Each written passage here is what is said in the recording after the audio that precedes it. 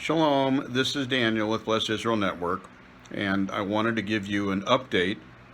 If you haven't been paying attention to the news lately, there's something quite significant going on. But prior to that, just on a personal basis, wanted to let you know that for those of you who are unaware, we are still in the U.S. We've been in the U.S. for the longest time we have ever been since we made Aliyah to Israel. And for the most part, what's affected our extended stay has been COVID. The situation in Israel has been extremely bad. Things have changed there, though, so the overall situation with respect to COVID has improved. However, something happened to me which has affected our ability to return to Israel. In March, I was robbed. And not at gunpoint, it wasn't someone to stick me up. I accidentally left my wallet in a grocery shopping cart in the parking lot in a Texas grocery store, and I drove out of the parking lot accidentally. When I returned, it was gone. All of my money, several $1,000s, all of my credit cards, all of my U.S. IDs, driver's license, passport, all of my Israeli IDs, driver's license, passport, etc., gone. So that set us back, and so now I'm having to replace everything, and it's become a very time-consuming process. As of now, I can report to you my credit cards have been replaced. The cash has not been completely replaced, but a number of people have donated to us, which has really made a difference, and bless you for doing that. I've been able to get my U.S. driver's license, which now gives me the opportunity to get my passport, which I have ordered from the post office a couple of weeks ago.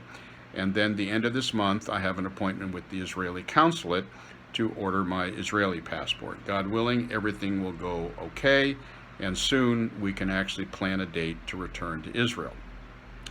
Now, enough of our personal trials and tribulations, which we have enough of. But if you haven't been paying attention to the news, Israel and Hamas have yet gone to war again.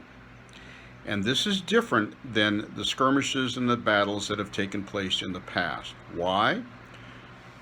In the past, Hamas has generally fired rockets and missiles only into the neighboring communities right around the Gaza Strip.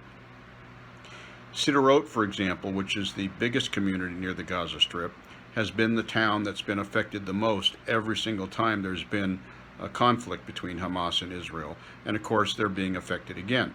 The poor people that live there, when the siren goes off, the people in Sderot have 15 seconds, yes, 15 seconds to get to their bomb shelter. Incredible. Imagine living under conditions like that.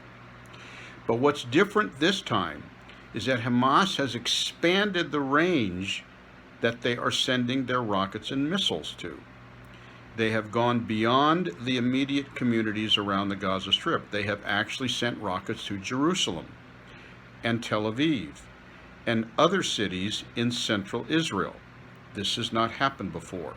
This marks a distinct ramping up by Hamas in terms of their range and their capability, and of course their hatred of Israel.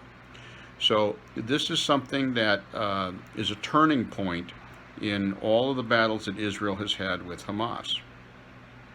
And something else has happened this time, which has not happened in previous battles. Now, what's going on is there's almost civil war in certain communities in Israel. Arabs have taken to the streets in towns inside Israel. They haven't done this in the past. There's one town near Ben Gurion Airport called Lod, which has a very significant Arab population. It has been such a terrible situation there that Benjamin Netanyahu was forced to declare an emergency and send the IDF into Lod to try and scale down and stop the violence. I mean, it's been awful. Cars have been burned. People have been attacked in the streets. Arabs are just walking up to Jewish people and kicking them, throwing rocks at them. I mean, it's open civil war in this town. And it's also happened in several other towns throughout Israel. So this marks again another unique turning point in the conflict between Israel and its Muslim neighbors and its Arab citizens. It's very disturbing.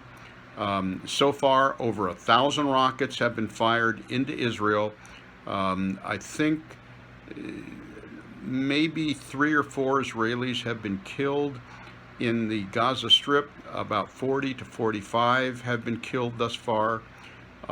Israel has taken out a command center in the Gaza Strip. But interestingly enough, here's the difference between how Israel fights versus Hamas. Hamas's whole intention and their entire aim is to send rockets into Israeli communities and kill, murder Israeli civilians. They're not aimed at the army. They're aimed at civilians. It's outright Jew hatred. Israel, on the other hand, before they struck the high-rise in Gaza, they sent messages to everyone in the immediate area letting them know they were going to attack. They gave them 15 minutes advance warning before Israel toppled the high-rise. So the difference here is obvious. Hamas does everything they can to kill and murder innocent civilians, while Israel does everything they can to avoid killing innocent civilians. Therein lies your big difference. So at the moment, the situation remains unclear as to how long this is going to go on. It's my understanding Hamas has already requested 2 ceasefires, and you never want to grant a request that Hamas makes because you can't trust them. So far, Benjamin Netanyahu has refused both requests for ceasefires. I have a feeling that he may be trying to gather things together for a major incursion or a major strike on the Gaza Strip to send a clear message to Hamas that they can't keep doing this. Don't know that yet, but it's ongoing. So, bottom line is, we ask for your prayers for Israel under attack again by the terrorist Muslims that control the Gaza Strip. And so please keep Israel in your prayers. Now, while we're here, as I close, since we don't know exactly when we're going to be going back to Israel, please feel free, if you'd like us to come visit your community, we'd be happy to if we can arrange it. Just drop us a note. You can go to our website, blessedisraelnetwork.com, send us a note, and let us know, and we'll be happy to try to schedule a personal meeting to give you some updates directly from Israel. In the meantime, keep us in prayer that I get all of my IDs so I can return to Israel, and keep Israel in prayer that they will be victorious and that no innocent people on either side get killed. So thank you again. Bless you. See you again soon.